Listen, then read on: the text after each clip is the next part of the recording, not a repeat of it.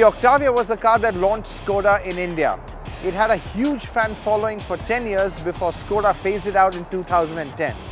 But now Skoda wants to bring back the Octavia magic with this, the all-new Octavia, which is coming to a showroom near you just before Diwali. The focus of the design is Skoda's new butterfly grille with its 21 high-gloss slats and the two-tone flying arrow badge standing proud.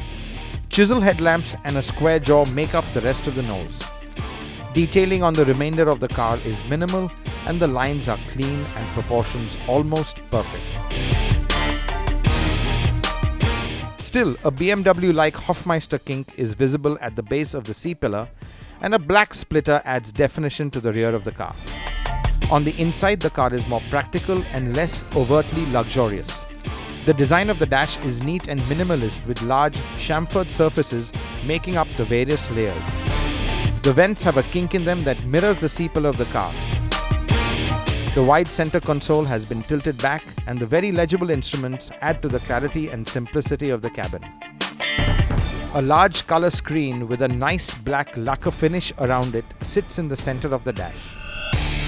There are plenty of aluminium garnishes on the doors and around the gear lever, and a smooth velvet-like finish for some of the larger swatches of plastic on the dash. Skoda has even provided plenty of cubby holes and storage areas, be it bins for larger bottles or space for essentials like phones. You get a very generous 590-litre boot, which becomes 1,000 litres with the rear seats folded. Although this all-new version is much better than before, there are some things we miss.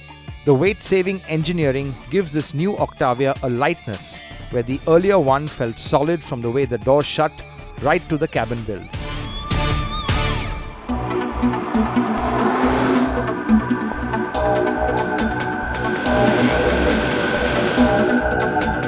The new Octavia is initially going to come with two engines, the same two engines we have in the Laura, but they've been slightly uprated.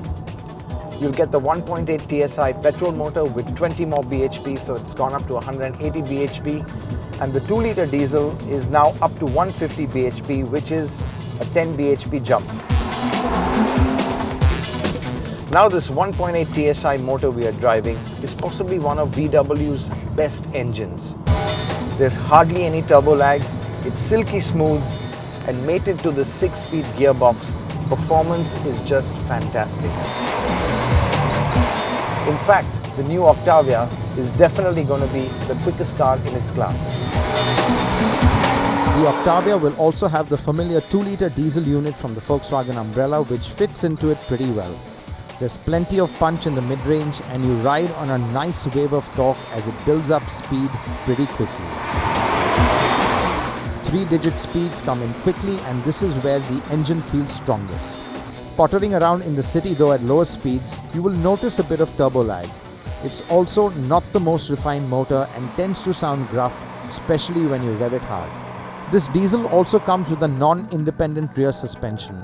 So while straight-line stability is impressive and confidence from behind the wheel is good, agility isn't great.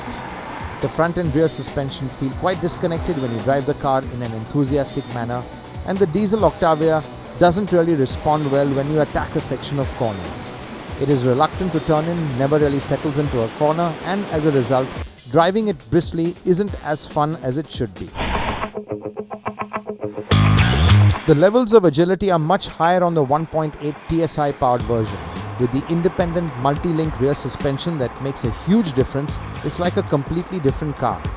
It darts into corners with the agility of something half its size.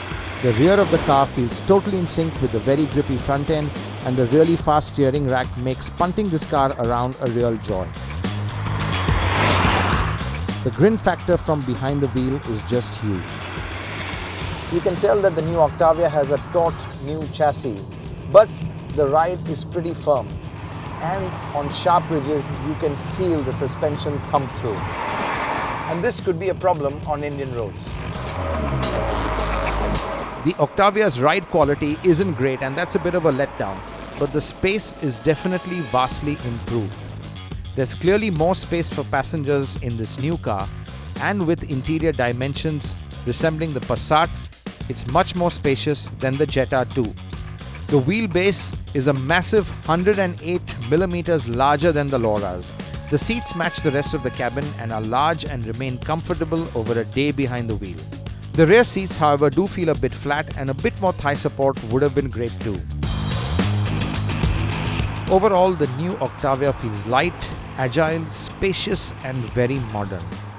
You can immediately tell it belongs to a much higher class, and this car is good enough to give the Passat and even its own sibling, the Superb, a lot of cause for worry. The all-new Octavia is actually the next generation Laura, so it supersedes it in every way. It gets a pair of stronger engines, the cabin is much more spacious, and it's much better built as well. But the new Octavia is initially going to be pricier than the Laura because Skoda is going to launch the top-end variants first. But given the amount of kit and equipment you're going to get in it and the strong engines, it's tremendous bang for your buck. The new Octavia really ticks all the right boxes. Now all that's left for Skoda to do is improve its service network.